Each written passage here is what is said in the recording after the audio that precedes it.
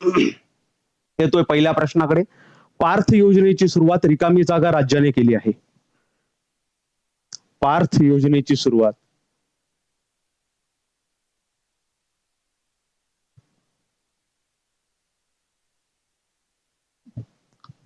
TCS GK batch मध्ये add करा, पे केलंय मी. थांब ना, वेळ आहे ना मित्रा. काय तुला म्हणजे इथं येऊन तेच बोलायचंय का? काय 5-10 मिनिटं लेट होईन ऍड. हे असं आहे बा. म्हणजे पैसे दिले म्हणजे बादशाह झाला का? थांब ना थोडंसं. आज 5-10 मिनिटं लेट, 10, 10:30, 11ला नाही तर उद्या सकाळी करीन ऍड. मी सांगायलो काय अगोदरचं कशामुळे मला लेट झालं, कशामुळे काय, आणि बाकीचं तुमचं सुरू होतं. चला या पार्थ योजनेची सुरुवात. मित्रांनो, तत्पूर्वी जर तुम्ही स्पर्धा परीक्षेची तयारी करत असाल तर स्पर्धा परीक्षेची तयारी करत असताना GS विषयासाठी आपल्या अनेक बॅचेस आहेत. जास्त त्याच्याबद्दल घेत नाही, फक्त 2 वेळ तुम्हाला सांगतोय. GS ची बॅच आहे आपली, ज्याच्यामध्ये तुम्ही येणाऱ्या सरळ सेवेच्या सर्व परीक्षांची तयारी तुम्ही करू शकता. या बॅच मध्ये मित्रांनो 150+ व्हिडिओज तुम्हाला अवेलेबल आहेत आणि हा संपूर्ण सिलेबस मी घेतलेला आहे. भूगोल असो, अर्थव्यवस्था असो, इतिहास, सामान्य विज्ञान, राज्यघटना, पंचायत राज, स्ट्रॅटेजी, पर्यावरण, करंट अफेअर. केवळ 799 बॅचची फीस आहे. डिस्क्रिप्शन मध्ये ऍपची लिंक आहे, तिथून तुम्ही भेट देऊ शकता, पाहू शकता, व्यवस्थित वाटलं तर घेऊ शकता. आता तुम्हाला IBPS मोस्टली काय विचारतं, काही राज्यांच्या योजना विचारतं. आता मी तुम्हाला काही योजना सांगतोय, काही योजना तुम्हाला मी देतोय, त्या योजना येणाऱ्या परीक्षेसाठी महत्वाच्या आहेत. जसं की तुम्हाला विचारलं जाईल प्राऊड नावाची योजना. ज्यांना माहित आहे कमेंट करा. प्राऊड नावाची योजना कोणत्या राज्याची आहे? त्याच्यानंतर मुख्यमंत्री काही महत्वाच्या योजना देतोय. महिला उद्यमिता अभियान हे कोणत्या राज्यानं सुरू केलंय? महिला उद्यमिता अभियान हे कोणत्या राज्यानं सुरू केलंय? ठीक आहे. त्याच्यानंतर 3 नंबर पार्थ योजना, PARTH ही कोणत्या राज्याची आहे? चला.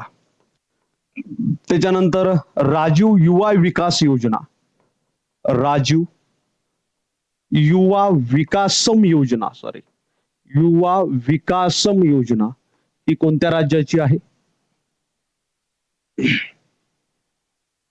चला. गुड नाईट म्हणायचं नसतं किशोर सर, गुड इव्हनिंग म्हणायचं, कारण तुम्ही सोबत आहात ना का लगेच झोपाय चालले. हा. त्याच्यानंतर ज्यांना माहित आहे कमेंट म्हणजे नंबर टाकायचं आणि योजनेचं नाव लिहून माझ्यासमोर म्हणजे नाव लिहून त्या कमेंट बॉक्समध्ये टाकून द्या. विकसित गाव योजना ही कोणत्या राज्याची आहे? विकसित गाव योजना बघा. त्याच्यानंतर तुम्हाला विचारलं जाईल दीपम 2.0, दीपम 2.0 योजना उज्ज्वला योजनेच्या धर्तीवर एका राज्याने ही सुरू केलेली योजना आहे. त्याच्यानंतर CM 7 योजना, CM 7 योजना ही कोणत्या राज्याची आहे? त्याच्यानंतर श्रमिक बसेरा योजना कोणत्या राज्याची आहे? बस झालं का? 8 बस झाल्या. श्रमिक बसेरा योजना कोणत्या राज्याची आहे? एक शेवटचं देतोय, त्याचं या योजनेचं नाव आहे निगल नलमा. निगल नलमा ही योजना कोणत्या राज्याची? बस एवढ्या महत्वाच्या योजना. ह्या संपूर्णच्या संपूर्ण योजना 2025च्या योजना आहेत. कधीच्या? 2025च्या योजना. आता प्राऊड योजना जी आहे ही आपल्याला केरळ राज्याची पाहायला मिळते. कोणत्या राज्याची? केरळ राज्याची ही योजना आहे. हे एक्सपायर्ड जे मेडिसिन असतं घरामधलं, ते एक्सपायर्ड मेडिसिन याची विल्हेवाट लावणारी योजना. आता डिटेल मी सांगत नाही, फक्त राज्य लक्षात घ्या.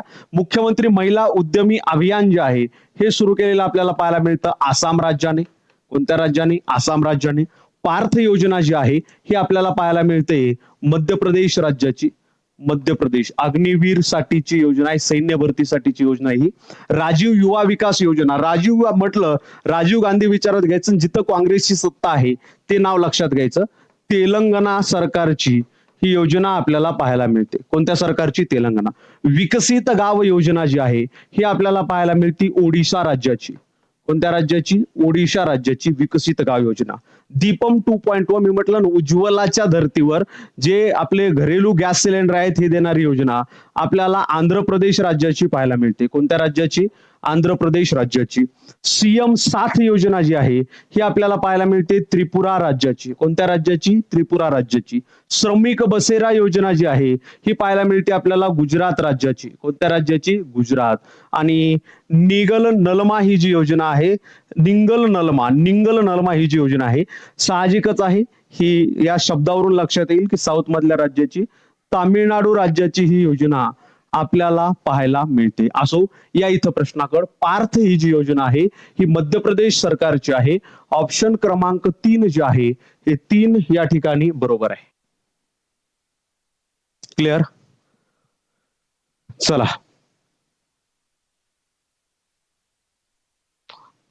चलो. सोपं काही नाही, झाडू लावण्यासाठी म्हणा, पण सोपं काही नाही. चलो, हा, कॉम्पिटिशन एवढं आहे की मेहनतीशिवाय पर्याय नाही. या पुढचा प्रश्न तुमच्यासाठी हा. सायक्लोन 2025 युद्धाभ्यास भारत व रिकामी जागा या देशादरम्यान पार पडला.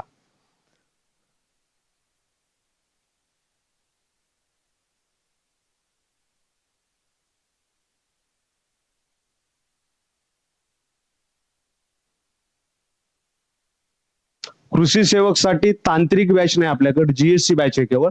आता लक्षात घ्या, आयबीपीएस तुम्हाला युद्ध अभ्यास सुद्धा विचारतं. काही महत्वाचे युद्ध अभ्यास हे 2025 चे मी देतोय बरं. हे सगळं करंट अफेअर आहे परीक्षेच्या दृष्टिकोनातून. मला सांगा, सायक्लोन 2025 हा कोणत्या देशासोबतचा युद्धाभ्यास आणि कुठं पार पडला? त्याच्यानंतर तुम्हाला विचारलं जाईल की एकुवेरिन 2025 एक्झरसाइज, एक्झरसाइज किंवा युद्ध सराव कोणत्या देशादरम्यान पार पडला? या वर्षीचे बरं का हे. कोमोडो युद्धाभ्यास कोणत्या देशादरम्यान पार पडला? काही महत्वाची देतोय, तेवढं लक्षात ठेवा. धर्म गार्जियन विचारला गेलेला आहे प्रश्न. धर्म गार्जियन युद्धाभ्यास हा कोणत्या 2 देशादरम्यान आणि कुठं पार पडला हा विचारला गेलेला प्रश्न आहे. त्याच्यानंतर खंजर 12, खंजर 12 ज्याला आपण म्हणू शकतो, हा युद्धाभ्यास कोणत्या 2 देशादरम्यान पार पडला?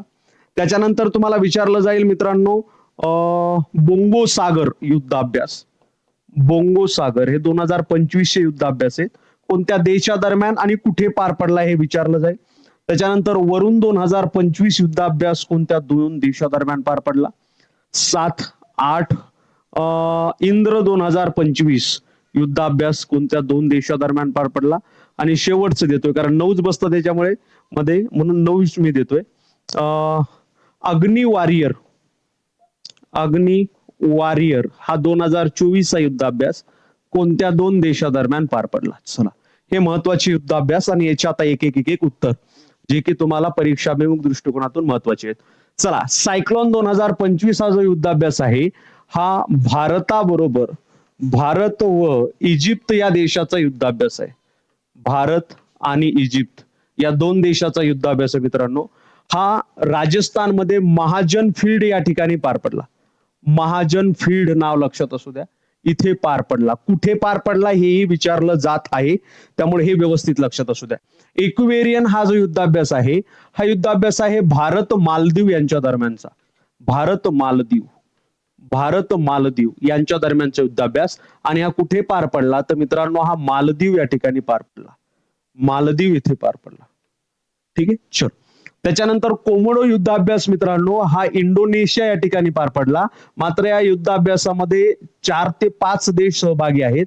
हे रशिया याच्यामध्ये सहभागी आहे, भारत याच्यामध्ये सहभागी आहे, त्याच्यानंतर चीन याच्यामध्ये सहभागी आहे. हा संयुक्त युद्धाभ्यास आहे. भारत, रशिया, चीन, युएसए म्हणजे अमेरिका आणि इंडोनेशिया हा सुद्धा देश याच्यामध्ये सहभागी आहे. त्यामुळे हे 4-5 नावं लक्षात असू द्या. कोमोडो युद्धाभ्यास जो की इंडोनेशिया या ठिकाणी पार पडला. धर्म गार्जियन हा जो युद्धाभ्यास आहे मित्रांनो हा आपल्याला पाहायला मिळतो भारत आणि जपान यांच्या दरम्यानचा हा युद्धाभ्यास. भारत आणि जपान हा कुठे पार पडला इथं मी देतोय बरं का, कारण आता तिकडे मला जागा नाही. माउंट फुजी जपान या ठिकाणी हा पार पडला. माउंट फुजी जपान या ठिकाणी हा युद्धाभ्यास पार पडला. धर्म गार्जियन भारत आणि जपान. खंजर 12 हा युद्धाभ्यास जो आहे हा भारत आणि किर्गिस्तान यांच्या दरम्यानचा युद्धाभ्यास आपल्याला पाहायला मिळतो. भारत आणि किर्गिस्तान जो आहे देश यांच्या दरम्यानचा युद्धाभ्यास हा कुठे पार पडला? हा किर्गिस्तानला पार पडला. किर्गिस्तानला पार पडला. कुठे? किर्गिस्तानला. बोंगो सागर नावच लक्षात घ्या. बोंगो सागर याचा अर्थ आपण जर बंगाली भाषेमध्ये म्हटलं तर बंगालचा सागर असा होऊ शकतो. त्यामुळे हा जो युद्धाभ्यास आहे भारत आणि बांगलादेश यांच्या दरम्यान पार पडला. भारत आणि बांगलादेश यांच्या दरम्यान हा युद्धाभ्यास पार पडला. कुठे पार पडला असं जर विचारलं, बंगालच्या खाडीमध्ये हा युद्धाभ्यास पार पडला. बंगालच्या खाडीमध्ये हा युद्धाभ्यास पार पडला. समजतंय का व्यवस्थित? चला समजतंय. हा वरून 2025 हा जो युद्धाभ्यास आहे हा भारत आणि फ्रान्स यांच्या दरम्यानचा युद्धाभ्यास आहे. भारत फ्रान्स वरून लक्षात घ्यायचं नाव. भारत आणि फ्रान्स यांच्या दरम्यानचा युद्धाभ्यास कुठे पार पडला? हा अरबी समुद्रामध्ये पार पडला. अरबी समुद्र. नौसेनेचा युद्धाभ्यास होता. अरबी समुद्रात पार पडला. दोन नाव. एक इंद्र. हे शब्द इंद्र हा शब्द आहे. इंद्र युद्धाभ्यास. इंद्र 2025 हा जो युद्धाभ्यास आहे हा आपल्याला पाहायला मिळतो. भारत आणि रशिया यांच्या दरम्यानचा हा युद्धाभ्यास आहे. भारत आणि रशिया हा कुठे पार पडला जर विचारलं, हा चेन्नई या ठिकाणी पार पडला. कुठे? चेन्नई या ठिकाणी हा युद्धाभ्यास पार पडला. आणि अग्नि वॉरियर 2025 हा जो युद्धाभ्यास आहे हा भारत श्रीलंका यांच्या दरम्यानचा युद्धाभ्यास. भारत श्रीलंका या वर्षीची आवृत्ती याची बाकी आहे. हा भारत सिंगापूर, श्रीलंका नाही सॉरी, भारत सिंगापूर यांच्या दरम्यानचा हा युद्धाभ्यास हा देवळाई महाराष्ट्र या ठिकाणी पार पडला. देवळाई महाराष्ट्र. ओके, चला तुमचं उत्तर मिळालं असेल. Cyclone 2025 Bharat Egypt Mahajan field Rajasthan या ठिकाणी हा युद्धाभ्यास पार पडला. काय विचारले? कोणत्या देशादरम्यान आहे? भारत आणि इजिप्त देशादरम्यान सायक्लोन 2025 हा युद्धाभ्यास पार पडला. भारत आणि इजिप्त या देशादरम्यान. ठीक आहे, चलो चलायचं पुढं. ओके, काय माहित आहे का, ते आपली जी मेन स्क्रीन आहे कमेंट दिसणारी ती बंद पडलेली आहे. पीसी दुसरा आणलेला आहे, त्यामुळे मला तुमच्या कमेंट वाचायसाठी थोडस जवळ जावं लागतंय. छोटी स्क्रीन आहे त्यामुळं शिकवत असताना जरी कमेंट मी पाहिली नाही तर जेव्हा मी समोर येईल तेव्हा तुमची कमेंट मला दिसून जाईल. चला, जे मुलं नवीन आहेत, नवीन जॉईन झालेले आहेत, कृपया लेक्चर लाईक करा. तुम्हाला आवडत असेल तर तुमच्या मित्रांनाही शेअर करा. चलायचं पुढच्या प्रश्नाकडे. चला, ओके, इथपर्यंत कोणाला काय अडचण आहे का? चला पुढचा प्रश्न तुमच्या समोर. हा हे सगळं जे आहे ही सगळी पीपीटी मी तुम्हाला अवेलेबल करून देतोय आपल्या टेलिग्राम चॅनलवर. त्यामुळं लेक्चर संपल्यानंतर टेलिग्राम चॅनलला भेट द्या. 5 मिनिटाच्या आतमध्ये ही पीपीटी तुम्हाला अवेलेबल करून. चला, खेलो इंडिया युथ गेम 2025 चा विजेता कोणते राज्य आहे?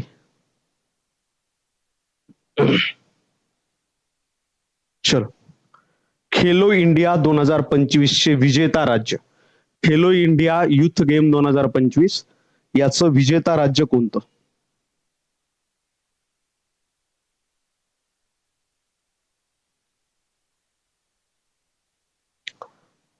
बरं, आता आणखी एक प्रश्न विचारतो जोपर्यंत मी इथं काही महत्वाचे स्पोर्ट्स 2025 देतोय तोपर्यंत. खेलो इंडिया युथ गेम या वर्षीच्या कोणत्या ठिकाणी पार पडल्या? चला, आता काही महत्वाचे तुम्हाला मी इथं स्पोर्ट्स बद्दल देतोय. हे 2025 बद्दल आपण चर्चा करतोय. स्पोर्ट 2025. ठीक आहे, मला सांगा वर्ल्ड टेस्ट चॅम्पियनशिप जिंकणारा देश कोणता? वर्ल्ड टेस्ट चॅम्पियनशिप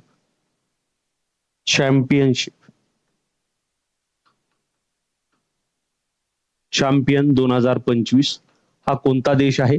चला, कमेंट करून एक उत्तर द्या. महत्वाचं घेतोय म्हणजे हे तुमचं रिव्हिजन आहे बरं का.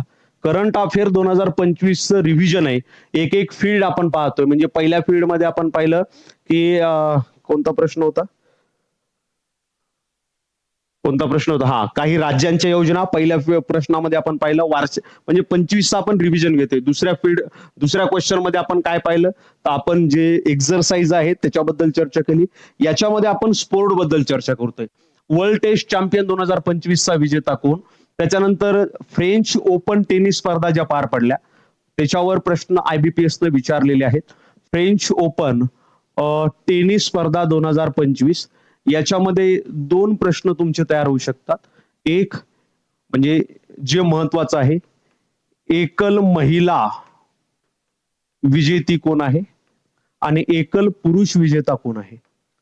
एकल पुरुष विजेता कोण आहे. ठीक आहे. चलो 3 नंबर तुम्हाला विचारलं जाईल. हा ICC महिलाचा जो वर्ल्ड कप आहे, हा या वर्षीचं यजमान कोणता देश आहे. वर्ल्ड कप कोणता देश यजमान आहे, कोणता देश ज्या देशामध्ये हा वर्ल्ड कप होणार आहे, असं तुम्हाला विचारलं जाऊ शकतं, कारण आणखी झाला नाही.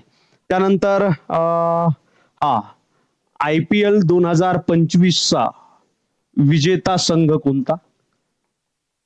कशामध्ये. पुरुषामध्येही सांगा आणि उपविजेता संघ कोणता तोही सांगा. आणि त्याचबरोबर या ठिकाणी जे WPL आहे, वुमन प्रीमियर लीग 2025, याचा विजेता संघ कोणता. म्हणजे हे पुरुषामध्ये झालं, बरोबर आहे. आपलं महिलांमध्ये झालं.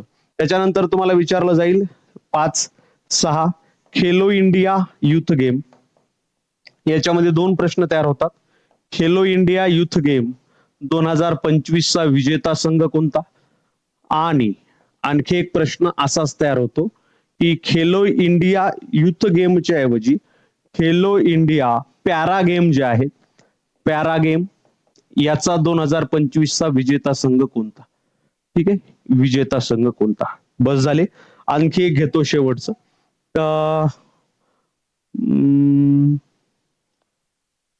हा हॉकी महिलाचा जो विश्वकप होतोय, हॉकी महिला एशिया कप होतोय, सॉरी एशिया कप, आयोजक देश कोणता. आयोजक देश कोणता. बस झाले एवढे. आयोजक देश. ठीक आहे. आता एक एक एक एक उत्तर आपण याचे घेऊया. बरेच जण जे आहेत, हा महिला मुंबई. ठीक आहे. वर्ल्ड टेस्ट चॅम्पियनचा विजेता संघ आहे दक्षिण आफ्रिका. कोणता संघ आहे. दक्षिण आफ्रिका. मित्रांनो, दक्षिण आफ्रिकेनं जवळपास 27 वर्षानंतर पहिली कुठली तरी ट्रॉफी, ICC ची ट्रॉफी जिंकलेली आहे. उपविजेता विचारलं, उपविजेता तर ऑस्ट्रेलिया. ठीक आहे. चला, फ्रेंच ओपन टेनिस स्पर्धा जी आहे, महिला एकेरीची विजेती आहे, तिचं नाव आहे कोको गॉफ. काय नाव आहे. Coco Gauff. आणि पुरुष एकेरीची जी विजेती आहे किंवा एकल पुरुष विजेती जी आहे, त्याचं नाव आहे कोलो अल्कराज. कोलो अल्कराज. कोलो अल्कराज नाव लक्षात असू द्या. ICC महिला वर्ल्ड कपचा आयोजक देश जो आहे, त्या देशाचं नाव आहे भारत. आयोजक देश जो आहे त्या देशाचं नाव आहे भारत. भारत. ठीक आहे. पुढे IPL 2025चा विजेता संघ कोणता. Royal challenger Bangalore. RCB या वर्षीची विजेती आहे. आणि उपविजेता म्हटलं तर दिल्ली किंग्स जो आहे, हा या स्पर्धेचा उपविजेता संघ आहे Delhi Kings. Woman premier league 2025चा विजेता संघ आहे मुंबई इंडियन्स. मुंबई इंडियन्स ही तिसरी आवृत्ती होती या आपलं वुमन प्रीमियर लीग या स्पर्धेची. खेलो इंडिया युथ 2025चा विजेता आहे महाराष्ट्र. याच मध्ये जे पॅरा गेम झाले, खेलो इंडिया पॅरा गेम्स 2025, त्याचा विजेता आपल्याला हरियाणा पाहायला मिळतं. कोणतं राज्य. हरियाणा पाहायला मिळतं. पुढे हॉकी महिला एशिया कप या वर्षीचा कुठं होणार आहे, तर उत्तर आहे चीन या देशामध्ये आपल्याला हा कप होताना पाहायला मिळतो. असो, तर तुमचं उत्तर इथे मिळालं असेल. खेलो इंडिया युथ गेम 2025चा विजेता, विजेते राज्य कोणते. उत्तर आहे महाराष्ट्र. मित्रांनो, बिहार जे आहे हे आयोजक राज्य होतं, ज्या ठिकाणी हे गेम्स पार पडले. आयोजक बिहार. ठीक आहे. चला. अच्छा, उपविजेता पंजाब. सॉरी पंजाब किंग्स ना, दिल्ली किंग्स बोलण्यात आलं. पंजाब किंग्स. पंजाब किंग्स. ठीक आहे. चलो, होतं एखाद्या वेळेस. हा, इथपर्यंत कोणाला काय अडचण आहे का.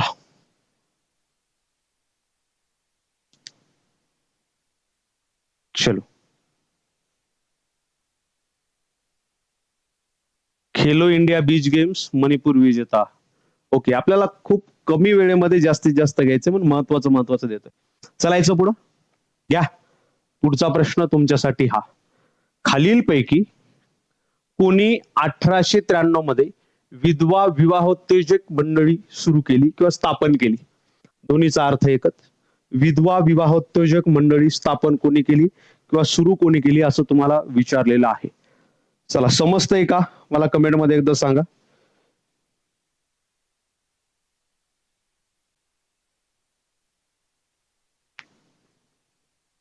चला आता याचं उत्तर बऱ्याच जणांना, बहुतांश जणांना माहित आहे.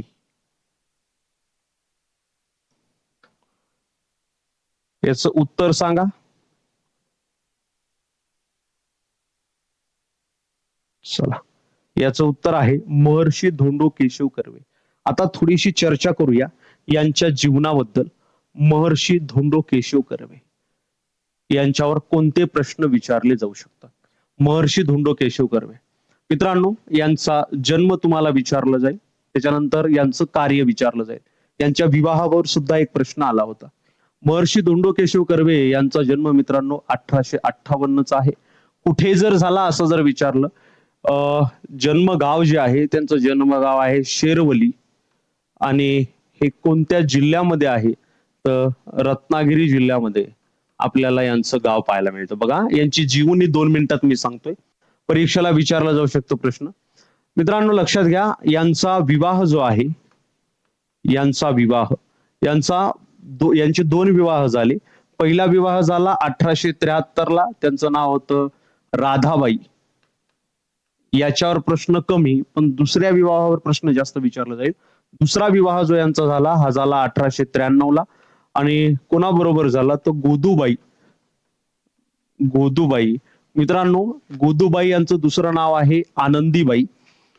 कशामुळे याच्यावर प्रश्न विचारला जाऊ शकतो तर याच्यावर प्रश्न विचारला जाऊ शकतो याचं कारण आहे, कारण ह्या शारदा आश्रमाच्या विद्यार्थिनी होत्या आणि यांच्या बरोबर यांचा दुसरा विवाह झाला. चला आता येऊया कार्याबद्दल. मित्रांनो लक्षात घ्या, 1893 ला त्यांनी एक मंडळी स्थापन केली, त्याचं नाव आहे विधवा विवाह उद्योजक मंडळी. विवाह वर्ष लक्षात असू द्या, 1893. विवाह उत्तेजक मंडळी ही संस्था स्थापन केली कोणी? महर्षी धोंडो केशव कर्वे यांनी. कधी? 1893 ला. इयर विचारलं जातं बरं का, त्यामुळे लक्षात असू द्या.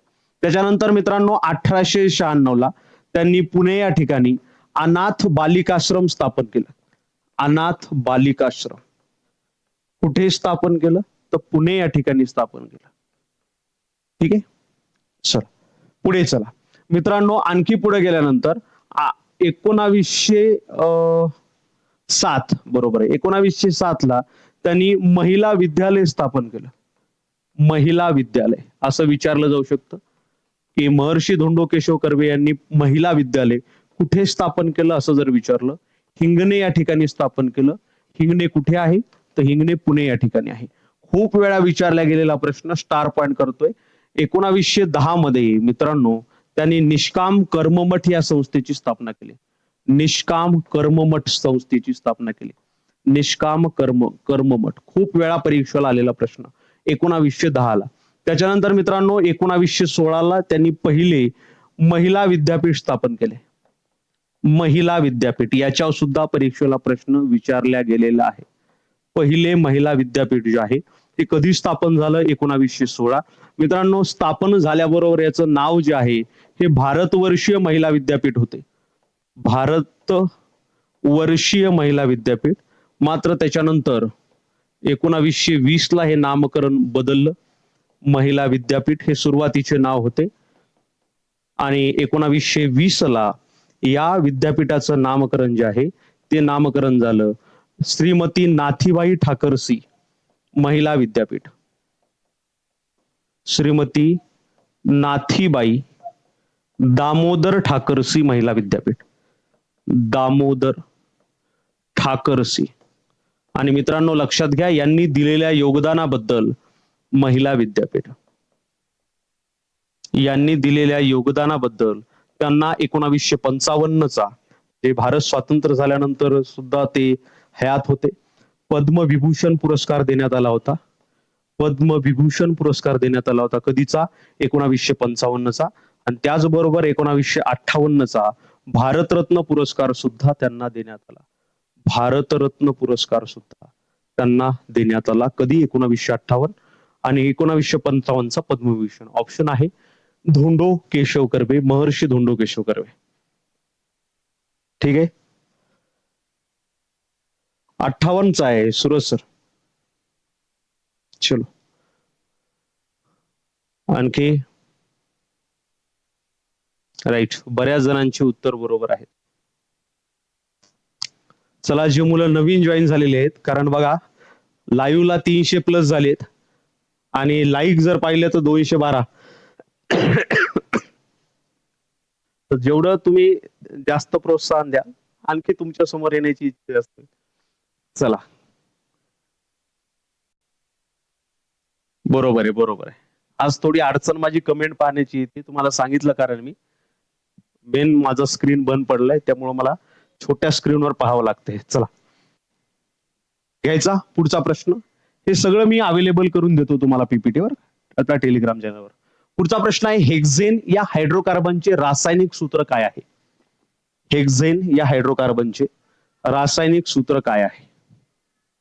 मित्रांनो, हायड्रोजन आणि कार्बनचे हे संयुग आहेत. सांगा बरं, मिथेनचं रासायनिक सूत्र काय? हे परीक्षा आलेले प्रश्न आहेत बरं का. इथेनचं रासायनिक सूत्र काय? Methane, ethane. त्याच्यानंतर आहे प्रोपेन, प्रोपेन. त्याच्यानंतर ब्युटेन. सांगा बरं, नंबर टाकून याचे रासायनिक सूत्र सांगा. त्याच्यानंतर आहे पेंटेन. त्याच्यानंतर आहे हेक्झेन, हेक्झेन. त्याच्यानंतर आहे हेप्टेन किंवा हेप्टन सुद्धा म्हटलं जातं काही ठिकाणी, हेप्टेन किंवा हेप्टन. त्याच्यानंतर विचारलं जाईल ऑक्टेन, ऑक्टेन. सोपं आहे, एक कळालं की बाकी सगळे येऊन जातं, फक्त नाव लक्षात असू द्या कशाला काय म्हणतात. त्याच्यानंतर नॉनेन, नोनेन सुद्धा काही ठिकाणी म्हटलं जातं, नोनेन, नोनेन. आणि सर्वात शेवटी 10 नंबर, त्याला म्हटलं जातं डेक्केन. काय म्हटलं जातं? डेक्केन. मित्रांनो, ज्या संयुगामध्ये ज्या संयुगामध्ये एक कार्बनचा अणू असतो आणि 4 हायड्रोजनचे अणू असतात, त्याला म्हटलं जातं मिथेन. म्हणजे C1 आहे कार्बन, हायड्रोजन 4 आहे. मग इथं कसं होईल? C1 आहे म्हणून दर्शवत नाही आपण, म्हणजे एक इथं कन्सिडर केलं जातं H4. CH4 म्हटलं तर मिथेन आलं, CH4 मिथेन. आता एक एक कार्बन आणि हायड्रोजनचं जे बॉन्ड आहे तो वाढत जातो. जसं जर म्हणजे कार्बन जर 2 असतील आणि हायड्रोजन जर 6 असतील तर ते म्हटलं जातं इथेन. कसं वाढलं आहे बघा, इथं जे आहे हा जो हायड्रोजन आहे याच्या ऐवजी इथं कार्बनचा बॉन्ड जोडला जाईल, इथं हायड्रोजन आला, हा H इथं आला, हा H इथं आला. म्हणजे इथं कार्बन 2 आहेत आणि हायड्रोजन किती आहेत? 1 2 3 4 5 6. ही चेन आहे मित्रांनो सगळी, एक एक एक एक कार्बन जोडत जातं. जेव्हा कार्बन 2 आणि हायड्रोजन 6 असतात तेव्हा आपण त्याला म्हणतो इथेन. अशी चेन. म्हणजे आता याच्या पुढे हा H निघून इथं पुन्हा C झाला तर हा H इकडे जाईल, आणखी दोन त्याच्यामध्ये हायड्रोजन जोडले जातील. आता जास्त डिटेल एक्सप्लेन करत बसत नाही, तुमच्या लक्षात येईल इथं. त्या ठिकाणी कार्बन 3 असतात आणि हायड्रोजन 8 असतात, याला म्हटलं जातं प्रोपेन.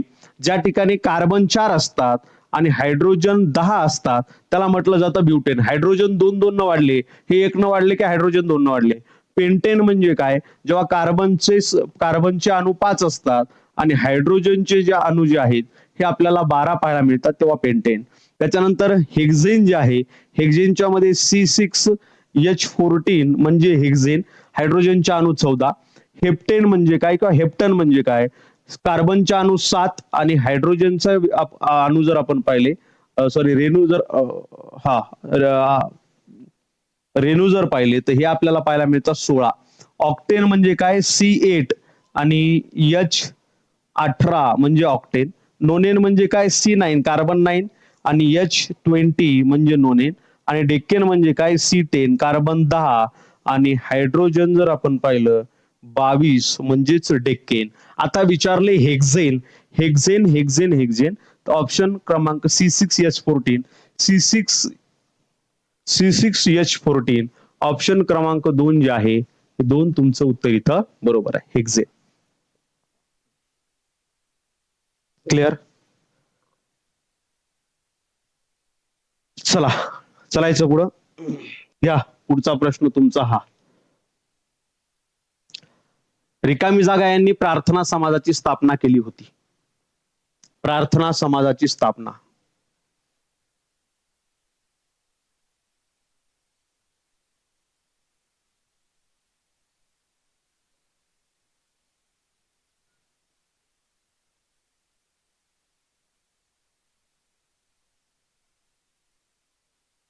चला द्या उत्तर.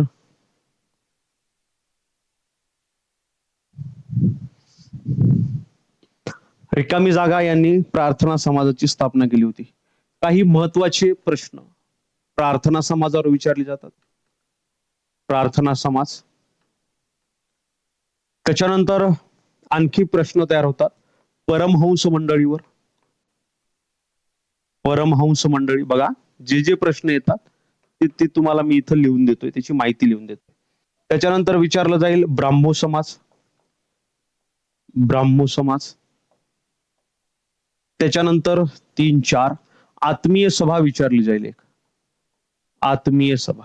चला हे आपण कव्हर करू. आत्मीय सभा हे 4 वारंवार विचारले जाणारे प्रश्न आहेत. सर्वात पहिल्यांदा प्रार्थना समाज. मित्रांनो, प्रार्थना समाजाची स्थापना जर तुम्हाला विचारली, प्रार्थना समाजाची स्थापना, ही स्थापना आपल्याला पाहायला मिळते 31 मार्च 1867 रोजी. कधी? 31 मार्च 1867. प्रार्थना समाजाची स्थापना जी आहे ही कोणी केली जर विचारलं तर याचं उत्तर आहे आत्माराम पांडुरंग. आत्माराम पांडुरंग.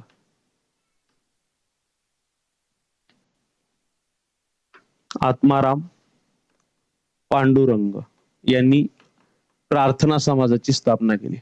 मित्रांनो, प्रार्थना समाजाचा उद्देश काय? उद्देश विचारला जाऊ शकतो. याचा उद्देश होता एका देवावर विश्वास ठेवणे. एका देवावर विश्वास ठेवणे. विश्वास ठेवणे. बर, आणखी इथे एक प्रश्न तयार होऊ शकतो. प्रार्थना समाजाची स्थापना कोणत्या ठिकाणी झाली? तर प्रार्थना समाजाची स्थापना जी आहे ही मुंबई या ठिकाणी झाली. कुठे? मुंबई या ठिकाणी. बस, प्रार्थना समाजावर एवढं विचारलं जाऊ शकतं. परमहंस मंडळीवर तुम्हाला विचारलं जाईल. परमहंस मंडळीची स्थापना ही मित्रांनो 31 जुलै 1849 रोजी झाली. 31 जुलै 1849. बर, परमहंस मंडळीची स्थापना कोणी केली? त्याची स्थापना केली दादोबा पांडुरंग यांनी. दादोबा पांडुरंग यांनी स्थापना केली. कुठे केली असं जर तुम्हाला विचारलं, ठिकाण परत मुंबई या ठिकाणी आपलं परमहंस मंडळीची स्थापना केली. संस्थापक म्हटलं दादोबा पांडुरंग, आणि परमहंस मंडळीचे अध्यक्ष कोण होते असं जर तुम्हाला विचारलं तर रामकृष्ण जयकर हे परमहंस मंडळीचे अध्यक्ष होते. रामकृष्ण जयकर हे परमहंस मंडळीचे अध्यक्ष होते. उद्देश काय याचा? याचा उद्देश आपल्याला पाहायला मिळतो ते म्हणजे जातीभेद असेल हे मानणार नाही.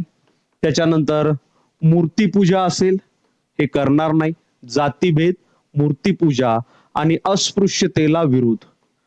अस्पृश्यतेला विरोध हा याचा मेन उद्देश परमहंस मंडळीचा आपल्याला पाहायला मिळतो. आता विचारलं जाईल ब्राह्मो समाज. मित्रांनो, ब्राह्मो समाजाची स्थापना जी आहे ही झालेली आहे 20 ऑगस्ट 1828 रोजी. कधी? 20 ऑगस्ट 1828. कोणी केली असं जर विचारलं तर याची स्थापना राजा राममोहन राय यांनी केली. राममोहन रॉय आणि त्यांचे सहयोगी एक होते, यांचं नाव आपल्याला पाहायला मिळतं द्वारकानाथ टागोर. द्वारकानाथ टागोर यांनी स्थापना केली. कशाची? तर ब्राह्मो समाजाची स्थापना केलेली आपल्याला पाहायला मिळतं. मित्रांनो, ब्राह्मो समाजाचा उद्देश जर तुम्हाला विचारला काय होता ब्राह्मो समाजाचा उद्देश, तर सामाजिक आणि धार्मिक चळवळ ही आपल्याला पाहायला मिळते. सामाजिक व धार्मिक चळवळ ही आपल्याला पाहायला मिळते. शेवटचं घेऊया, ज्याच्या प्रश्न आणखी म्हणजे बऱ्याच वेळा आलेला आहे, ते म्हणजे आत्मीय सभा. मित्रांनो, आत्मीय सभेची स्थापना जी आहे ही 1815 ला झाली. कुठे झाली असं जर तुम्हाला विचारलं, कोलकाता या ठिकाणी. कोलकाता या ठिकाणी झाली. बस. आणखी विचारलं जाईल कुणी केली, तर याची स्थापना जी आहे ही राजा राममोहन राय यांनी केली. राममोहन राय. ठीक आहे. चलो, याचा उद्देश एकेश्वरवाद. एकेश्वरवाद म्हणजे जगाला चलवणारा आणि जगाचा पोषण करता पालन करता देव अनेक नसून एकच देव आहे, या भावनेतून आत्मीय सभेची स्थापना झालेली आपल्याला पाहायला मिळते. काय विचारले? प्रार्थना समाजाची स्थापना आत्माराम पांडुरंग. आत्माराम पांडुरंग. ऑप्शन क्रमांक 3 जे आहे हे 3 या ठिकाणी तुमचं बरोबर आहे. आत्माराम पांडुरंग. ठीक आहे. चला, इथपर्यंत कोणाला काय अडचण आहे का? लाईव्ह 350 पर्यंत गेले. मात्र जर लाईक पाहिले तर लाईक खूप कमी आहे. जर तुम्हाला लेक्चर आवडत असेल तर नक्की लाईक करा, तुमच्या मित्रांपर्यंत पोहोचवा. आणि आवडत नसेल तर काही हरकत नाही. आवडत असेल तर लाईक करायला मात्र विसरू नका. चला, घ्या तुमच्या समोर याच्या नंतरचा पुढचा प्रश्न.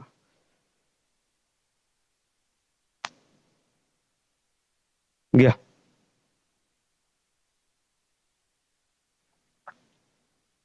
राष्ट्रपतींना पदावरून दूर करण्याची तरतूद राज्यघटनेच्या कोणत्या कलमामध्ये आहे?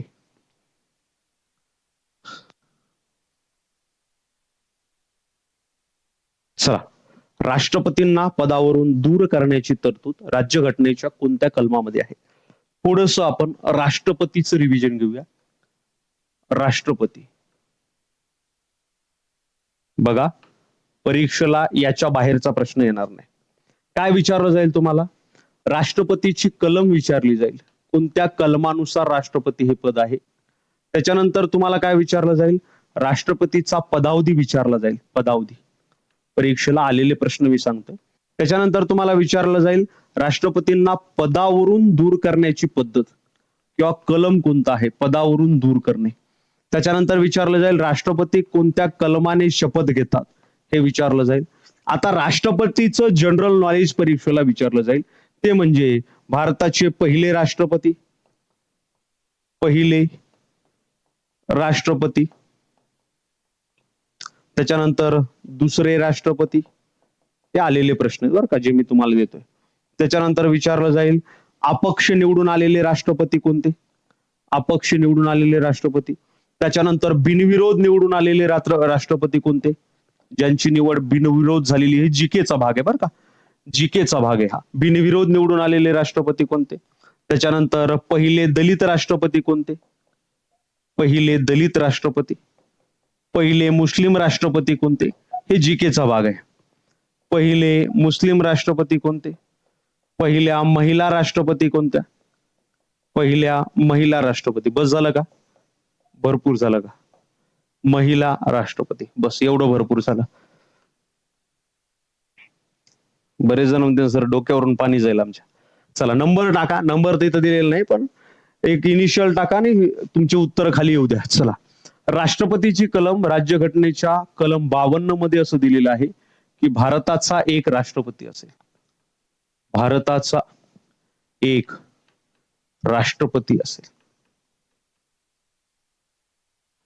ओके, पुढे चला. पदावधी. राष्ट्रपतीचा पदावधी.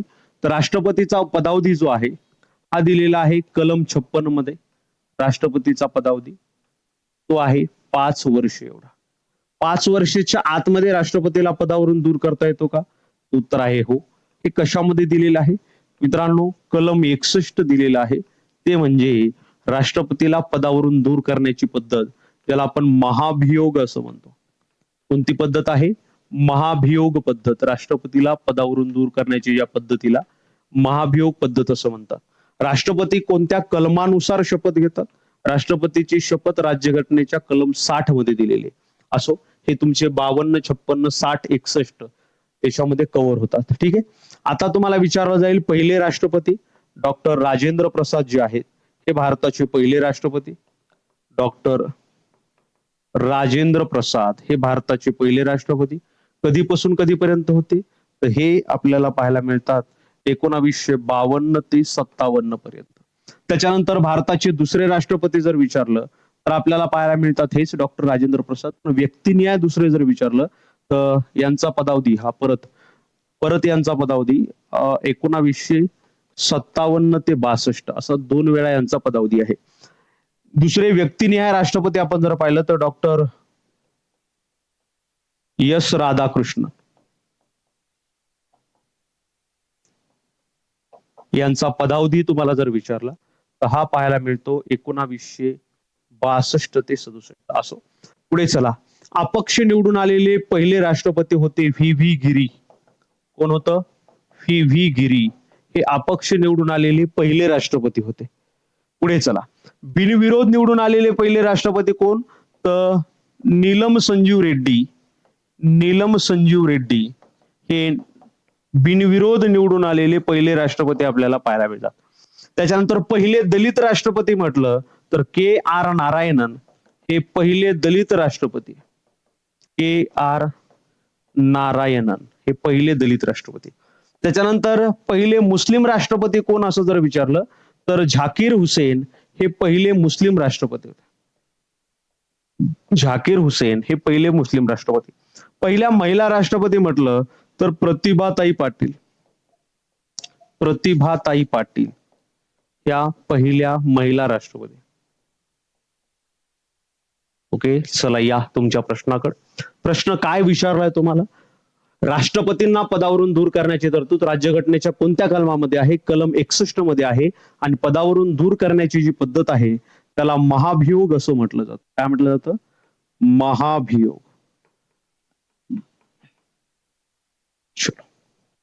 समजतंय का रे सगळं? क्लिअर? समजतंय का?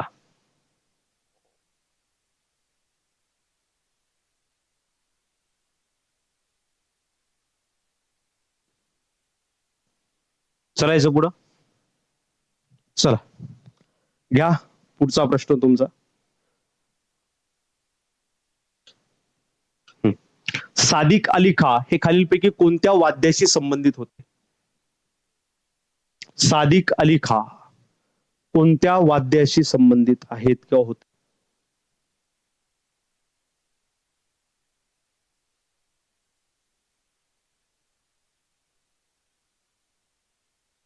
सांगा फास्ट. एक्झाम सेंटर दुसरे दिलेत, आता याला पर्याय नाही. तुम्ही कुठं दाद मागू शकत नाही. जिथं सेंटर दिलेलं आहे तिथं जाऊन तुम्ही परीक्षा देऊ शकता. दुसरं काही ऑप्शन नाही.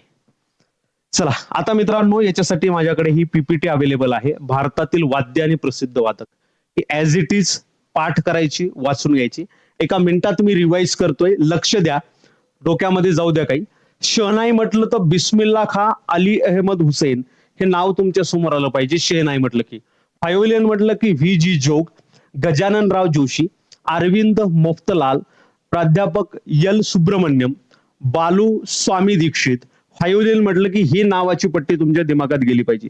ही पीपीटी मी तुम्हाला अवेलेबल करून देतो, काळजी करू नका. टेलिग्राम चॅनलला तिथं जाऊन तुम्ही ती घेऊ शकता.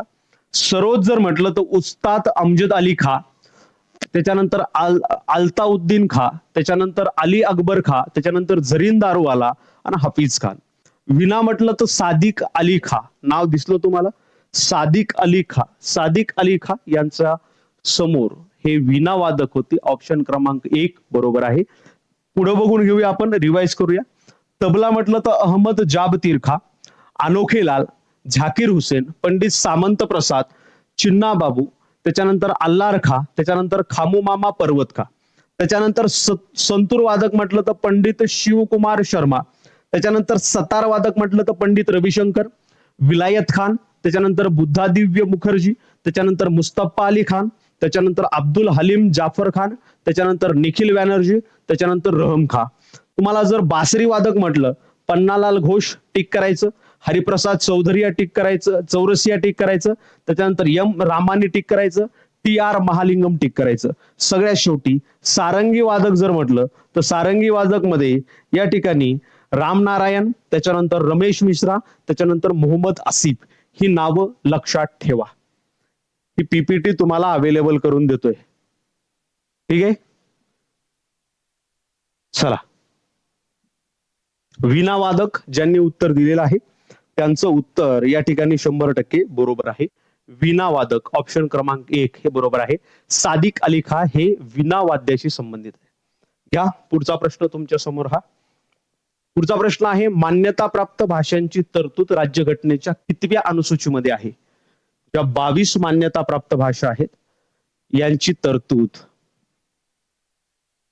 प्रीती मॅडम, जीके जीएस ची बॅच आहे.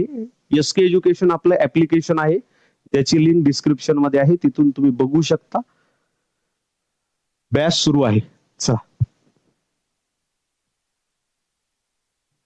पल्लवी मॅडम काय म्हणतात, सगळे मुस्लिम गेलाय. जाऊ द्या, इथं जातपात आणायची नाही, तुमची क्वालिटी मॅटर करते. चला मित्रांनो, लक्षात घ्या, राज्यघटनेमध्ये ज्या अनुसूच्या आहेत त्याला परिशिष्ट किंवा अनुसूच्या असं म्हटलं जातं. परिशिष्टे किंवा अनुसूची असं म्हटलं जातं. एका मिनिटात अनुसूची म्हणजे काय सांगतो. राज्यघटना पूर्ण झाल्यानंतर एक 8 पुरवण्या ज्या आहेत या राज्यघटनेला जोडण्यात आल्या, त्याच्यामध्ये काही मुद्दे टाकण्यात आले. पहिले 8 होते, ते 8 वरून हे जे मुद्दे आहेत हे 12 झालेले आपल्याला पाहायला मिळतात. म्हणजे जर विचारलं एकूण परिशिष्ट किती, ते एकूण परिशिष्ट आपल्याला 12 पाहायला मिळतात. किती अनुसूच्या आहेत? 12 अनुसूच्या आपल्याला या ठिकाणी पाहायला मिळतात. आता विचारलं जाईल, पहिले परिशिष्ट कशाशी संबंधित आहे, दुसरे कशाशी संबंधित आहे, तिसरे महत्वाचं सांगतोय, चौथे कशाशी संबंधित आहे, पाचवे कशाशी संबंधित आहे, सहावे कशाशी संबंधित आहे, सातवे परिशिष्ट, आठवे परिशिष्ट, नववे परिशिष्ट. 9 परिशिष्ट आपण घेऊया, कारण 9 परिशिष्ट हे महत्वाचे आहेत. पहिला आहे कलम आपलं परिशिष्ट 1. परिशिष्ट 1 मध्ये मित्रांनो कलम 1 ते 4 च्या संदर्भामध्ये जेही काही मुद्दे आहेत त्याचं डिक्लेरेशन आहे, त्याच्याबद्दलच्या तरतुदी, याच्याबद्दल कलम 1 ते 4 बद्दलच्या असं मी देतोय, कलम 1 ते 4 यांच्या संबंधित तरतुदी या आपल्याला कशामध्ये पाहायला मिळतात, तर या पाहायला मिळतात पहिल्या अनुसूचीमध्ये. एकूण 12 अनुसूच्या आहेत. राज्यघटनेच्या वेळी म्हणजे जेव्हा राज्यघटना निर्माण झाली तेव्हा म्हणजे 1950 ला किती अनुसूच्या होत्या? 8. सद्यस्थितीला 2025 ला एकूण अनुसूच्यांची संख्या 12. दुसरी अनुसूची जी आहे किंवा दुसरे परिशिष्ट जे आहे हे आपल्याला पाहायला मिळतात, ते म्हणजे वित्त लब्धी. वित्त लब्धीमध्ये आपल्याला म्हणजे वित्त लब्धी पैसा म्हणजे आपण असं म्हणूया की काही भत्ते असतील, त्याच्यानंतर काही शेषाधिकार असेल, हे दुसऱ्या अनुसूचीमध्ये. तिसरी अनुसूची आपल्याला पाहायला मिळते शपथ आणि प्रतिज्ञाबद्दल. शपथ किंवा असं मी म्हणतोय शपथ किंवा प्रतिज्ञा याच्या संदर्भात तिसरी अनुसूची आपल्याला पाहायला मिळते. चौथी अनुसूची जी आहे हे राज्य आणि केंद्रशासित प्रदेश जे असतात, या राज्य आणि केंद्रशासित प्रदेशाची राज्यसभेमध्ये किती जागा त्यांना असाव्यात, राज्यसभेतील जागांची तरतूद म्हणजे महाराष्ट्राच्या राज्यसभेतील जागा किती असाव्यात, दिल्लीच्या किती असाव्यात याची तरतूद चौथ्या परिशिष्टामध्ये पाहायला मिळते. पाचवं जे परिशिष्ट आहे मित्रांनो, हे आपल्याला पाहायला मिळतं अनुसूचित क्षेत्रे व त्याचबरोबर अनुसूचित जमाती ज्या आहेत यांच्या प्रशासनासंदर्भात, यांचं प्रशासन याच्या संदर्भात पाचवं परिशिष्ट आपल्याला माहिती देतं. 6वं परिशिष्ट जे आहे हे आपल्याला माहिती देतं जे आदिवासी क्षेत्रे आहेत, आदिवासी क्षेत्रे आणि त्यांचं प्रशासन, आदिवासी क्षेत्रे व त्यांचं प्रशासन. हे वर्ष जे आहे अनुसूचित जातीच्या प्रशासनाबद्दल बरं का 5वं, आणि 6वं आदिवासींच्या प्रशासनासंदर्भात. 7वं परिशिष्ट जे आहे याच्यामध्ये मित्रांनो विषय आहेत. विषय म्हणजे कोणत्या विषयावर राज्य सरकार, कोणत्या विषयावर केंद्र सरकार आणि कोणत्या विषयावर दोन्ही कायदे करू शकतात. म्हणजे याच्यामध्ये विषय आहेत, याच्यामध्ये केंद्र सूची येते, केंद्र सूची, त्याच्यानंतर याच्यामध्ये राज्य सूची येते, आणि अशा काही विषय ज्या विषयावर दोघही कायदे करू शकतात त्याला समवर्ती सूची म्हटलं जातं. ह्या सगळ्या सूच्या ज्या आहेत ह्या आपल्याला पाहायला मिळतात राज्यघटनेच्या 7व्या परिशिष्टामध्ये. 8वे परिशिष्ट जे आहे हे आपल्याला मान्यता प्राप्त भाषांच्या संदर्भात पाहायला मिळतं. मान्यता प्राप्त भाषा, मान्यता प्राप्त भाषा एकूण किती आहेत राज्यघटनेच्या? 8व्या परिशिष्टामध्ये तर 22 भाषा ज्या आहेत ह्या मान्यताप्राप्त भाषा आपल्याला पाहायला मिळतात. त्याच्यानंतर 9वं परिशिष्ट जे आहे तर हे 9वं परिशिष्ट आपल्याला पाहायला मिळतं. म्हणजे काही जे कायदे आहेत, काही कायदे जे आहेत हे विधिग्राह्य असणे, विधिग्राह्य असणे याच्या संदर्भामध्ये. आता डिटेल मी जात नाही, फक्त लक्षात घ्या आपल्याला 8व्या परिशिष्टाबद्दलची माहिती मेन पाहिजे होती. मान्यताप्राप्त भाषांची कितव्या अनुसूचीमध्ये मान्यताप्राप्त भाषा आहेत तर अनुसूची 8 मध्ये मान्यताप्राप्त भाषा आपल्याला पाहायला मिळतात. आणि मित्रांनो जे 10वे परिशिष्ट आहे पक्षांतरबंदी कायद्यावरून अपात्र ठरवणं हे चर्चेत असणारं परिशिष्ट. 10वे परिशिष्ट पक्षांतरबंदी संदर्भातील तरतूद, पक्षांतरबंदी कायद्यासंदर्भामधल्या तरतूद जे आहेत हे 10व्या परिशिष्टामध्ये आपल्याला पाहायला मिळतात. आणि मग 11वी 12वी तर सोपीच आहे. 11वी आपल्याला ग्रामीण भागामधील स्थानिक स्वराज्य संस्थाच्या संदर्भात आणि 12वी जे आहे हे नागरी भागातील पंचायत राज संदर्भात किंवा नागरी भागातील स्थानिक स्वराज्य संस्थेच्या संदर्भात ह्या तरतुदी आपल्याला पाहायला मिळतात. असो तर हे 12 परिशिष्टापैकी पहिले 10, 11 व 12 सुद्धा महत्वाचं बरं का. ग्रामीण भागातील पंचायत राज आणि नागरी भागातला पंचायत राज, 11 ग्रामीण 12 नागरी. ऑप्शन क्रमांक 4 या ठिकाणी बरोबर आहे. क्लिअर? चला इथपर्यंत कोणाला काय अडचण आहे? अमोल पाटील सरांचं लेक्चर 10 वाजता सुरू होणार आहे एएनपी एज्युकेशन या चॅनलवर. एक शेवटचा प्रश्न मी घेतो, त्यामुळे 10चं सेशन आपण 9ला ठेवलं आणि त्यामुळं 5-1 मिनिट आपल्याला लेट झाला. असो शेवटचा प्रश्न तुमच्या समोर हा की खालीलपैकी कोणते भारताचे सर्वात दक्षिणेकडील टोक आहे?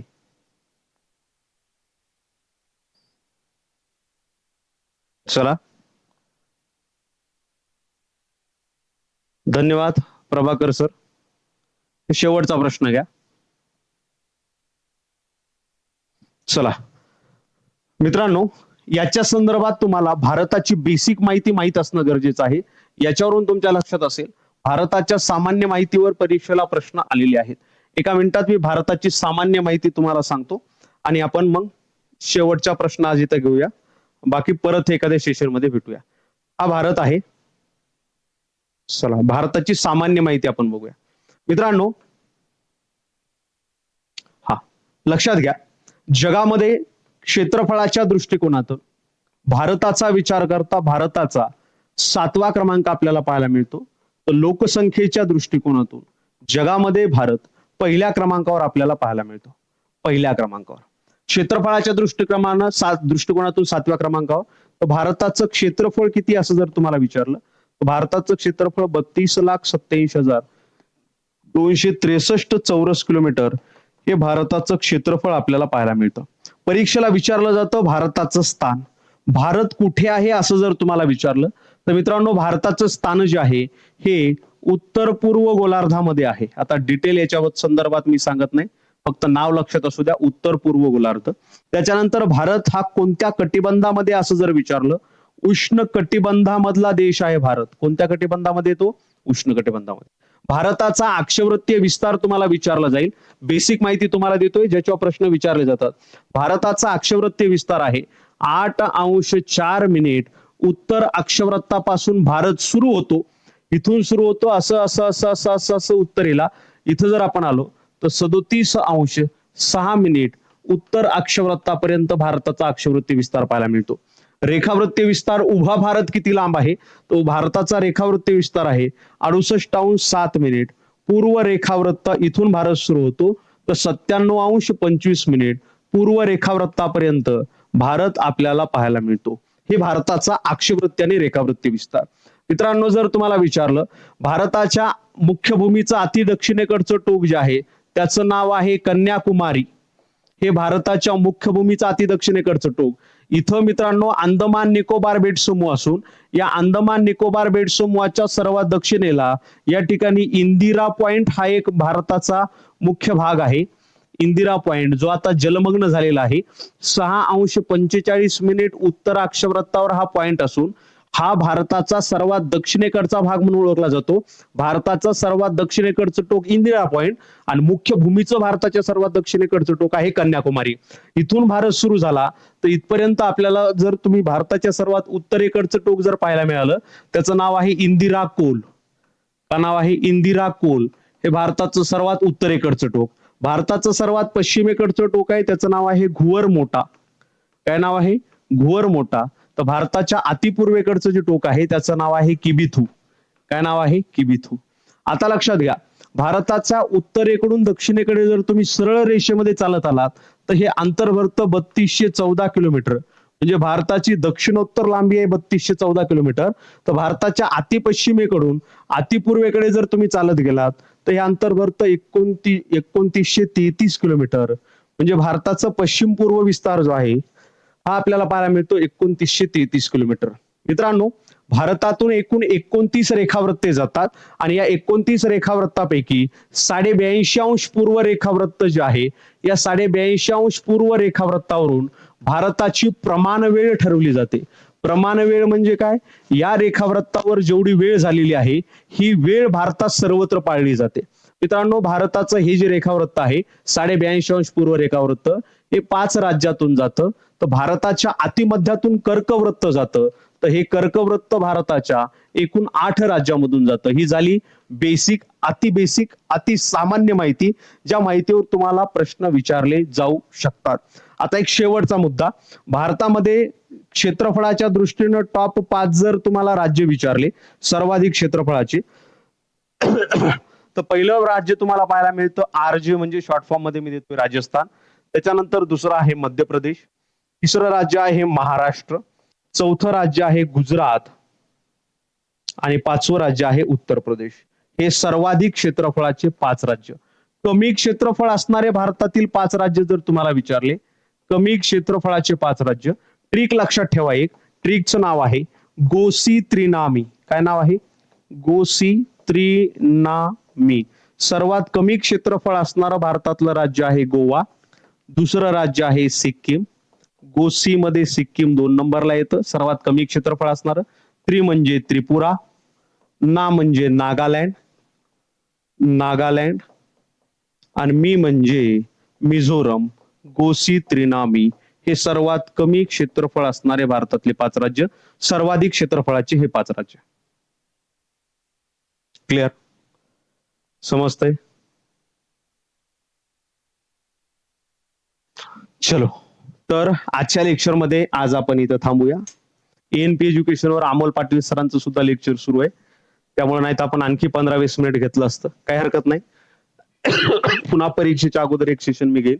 आज 26 तारीख आहे ना, 27, 29, 30चा 31चा महिना आहे.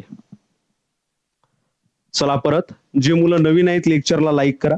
ज्यांना इथून पुढच्या येणाऱ्या परीक्षेसाठी आपली जीएसची बॅच घ्यायची असेल त्यांच्यासाठी ही जीएसची बॅच अवेलेबल आहे. याच्यामधले सगळे विषय मी शिकवलेले आहेत. 799 रुपयाला ही जीएसची बॅच आहे. अनलिमिटेड व्ह्यूज आहेत. 6 महिने या बॅचची व्हॅलिडिटी आहे. येणाऱ्या सगळ्या परीक्षांसाठी, येणाऱ्या सगळ्या सरळ सेवा परीक्षांसाठी ही बॅच उपयुक्त आहे. असो, हे जे आपण आज घेतलेलं आहे याची सगळी पीपीटी मी तुम्हाला अवेलेबल करून देतो आपल्या टेलिग्राम चॅनलवर. डिस्क्रिप्शन मध्ये टेलिग्राम चॅनलची लिंक आहे, तिथं जा. तिथं याच्या अगोदरचे हे 5वं सेशन आहे. याच्या अगोदरचे झालेले 4 सेशन, त्याचे व्हिडिओ, त्याच्या नोट्स आणि याच्याही नोट्स तुम्ही तिथं पाहू शकता. चला, आजच्या लेक्चरमध्ये इंदिरा पॉइंटचं बेट सांगा. इंदिरा पॉइंट स्वतः एक बेट आहे जे दक्षिण निकोबार मध्ये आहे आणि ते जलमग्न झाले 2003 मध्ये. असो, तर या लेक्चरमध्ये आज आपण इथं थांबू. राहिलेला भाग आपण पुढच्या लेक्चरमध्ये कंटिन्यू करू. धन्यवाद. हा, लेक्चर कसं वाटलं हे डिस्क्रिप्शन मध्ये लेक्चर झाल्यानंतर कमेंट बॉक्स मध्ये सांगायला विसरू नका. धन्यवाद.